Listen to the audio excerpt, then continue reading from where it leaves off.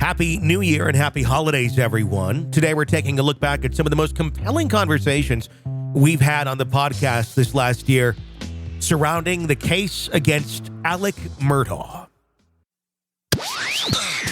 This is the examination of the hidden human condition. You're listening to the Hidden Killers Podcast. This is the Hidden Killers Podcast with Tony Brueski. We are joined right now by Eric Bland. He is one of the hosts of the Cup of Justice podcast, as well as the attorney representing the family of Stephen Smith. It's been a little while since we've talked or since we've heard a statement from you on this case. Is there anything that you can tell us that is new or developing as they continue this investigation this summer? Unfortunately, I have nothing new to report. I have contacted Chief Keel. I actually contacted him this morning, and he said, I'll give you an update later. That was his response. Mm-hmm. It's funny. Chief Keel is calling me right now. Should we take it live? I don't think we'll take it live. I could take the call and we could stop for a second. Go for it. Yeah, go ahead. Okay.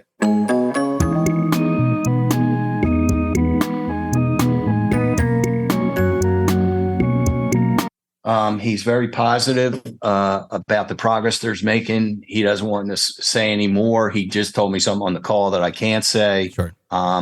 But they're working very hard, and he's pleased with the momentum and the progress that they're making. Well, that's positive news. That is positive news, and you just got to see it. I did.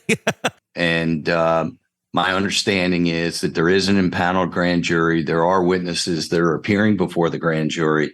Subpoenas have been sent out for records. So the last time I spoke to Chief Keel, he told me that he would not be surprised if there was significant movement by late summer, early fall, which led me to say, I think by Labor Day, we should know something as to the circumstances surrounding Stephen Smith's death.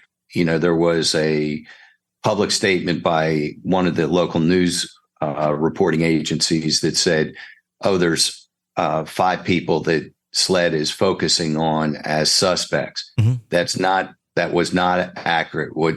What the real truth was, there's 5 or 6 people that have information concerning the circumstances surrounding Stephen's death. And one of the main things is that Chief Keel wanted to be able to get someone to talk. Mm-hmm. And the reason that they delayed the investigation of Stephen's death until after Alex Murdaugh's murder conviction is they wanted the public to see that people can testify in these type of cases, namely against Alex. And there wasn't going to be repercussions, that the people, were hailed, some of them as heroes, for, in open court, actually saying things that were against Alex or the family's interest. And, there's really been a ground swell kind of momentum of people saying, well, maybe this stranglehold that the Murdaughs had on both the justice system in Hampton County, the political system, the law system, is being a little bit eroded. Certainly Alex's power and the family really, there's nobody left. There's no lawyers left except Randy. Mm-hmm. And he's really not a power broker in that New Parker law firm. Mm-hmm. Alex was really the dynamic family member. So with Alex locked away safely, I think that their hold on the legal system is not what it once was. You've seen they felt they had to take his name off the name of the law firm. That was a big step, a big statement. Now it's the Parker Law Group. Mm-hmm. A couple attorneys have left. And I think what you will see over the next couple years is lawyers moving into Hampton County. A couple have already done that. Mm-hmm. A couple have indicated that they want to open an office there. So competition's a really good thing because before this, the Murdaugh firm had a monopoly on it. Mm-hmm. So all these things are encouraging the Chief Keel, who believes that it's just going to take one person to talk and the kind of well will be popped open. Sure. And, you never want to be the last person to talk. You always want to be one of the first persons to talk, especially if you have some criminal or culpable liability. Mm-hmm. So people are talking, and that's a good thing. Let's talk about that for a moment. If I'm understanding correctly, you had said recently that you have no reason to believe at this time that the Murdaughs had anything to do with this. I know I'm kind of paraphrasing from something I remember you saying. Is that an accurate statement first? It is. I have no knowledge that they had anything to do with his death. What I didn't say is that they don't have any knowledge about his death. Okay. So, I don't know what the grand jury is going to find. I don't know if there is a situation where the Murdaughs have knowledge of what happened. There's conflicting statements now about Randy and Alex being on the scene of Stephen's death and when they came on the scene. According to Sandy Smith, she drove by the accident scene on the way to the funeral home, and Alex and Randy were there. Randy called her on the phone and offered his condolences and his support and services. Now, Randy says, I was representing her husband at the time on a workers' compensation matter. Mm-hmm. I also got a phone call from Randy's lawyer from the Weish firm.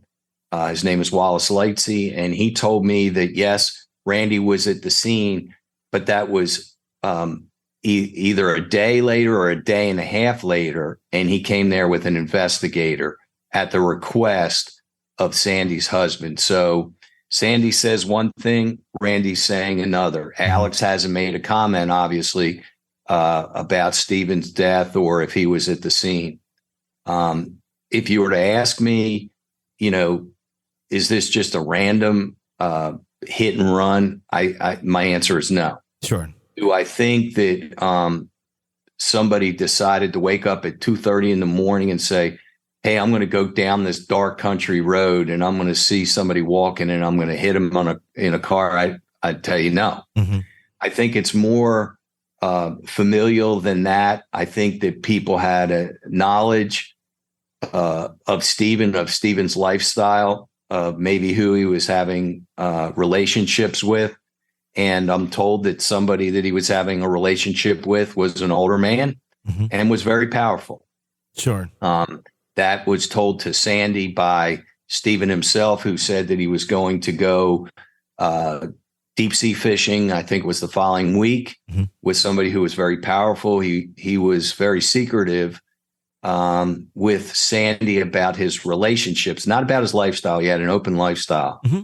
but secretive about the relationships he had. And maybe somebody that he had a relationship with felt that that he was insecure about the secret nature of that relationship. And he was worried that Stephen was talking, or that somebody would find out that, he had a relationship with Stephen. All that, I think, will be ferreted out by the grand jury, and we'll get answers. Now, will the answer be that it was murder? Maybe not. Maybe maybe somebody tried to scare him and it went horribly wrong. Mm-hmm. At the very least, a crime did happen. A hit and run vehicular confrontation, which resulted in a manslaughter, did happen. Mm-hmm. And somebody left, and somebody knows, that somebody died on that road. It's one thing if you're driving on the road and you think you hit a deer, or there was a thud and you weren't sure of it. There's been so much publicity about Stephen's death that you would know you were on that road at 2:30 in the morning, and it wasn't some type of object. It was a human. This is an examination of the hidden human condition. This is the Hidden Killers podcast with Tony Brueski.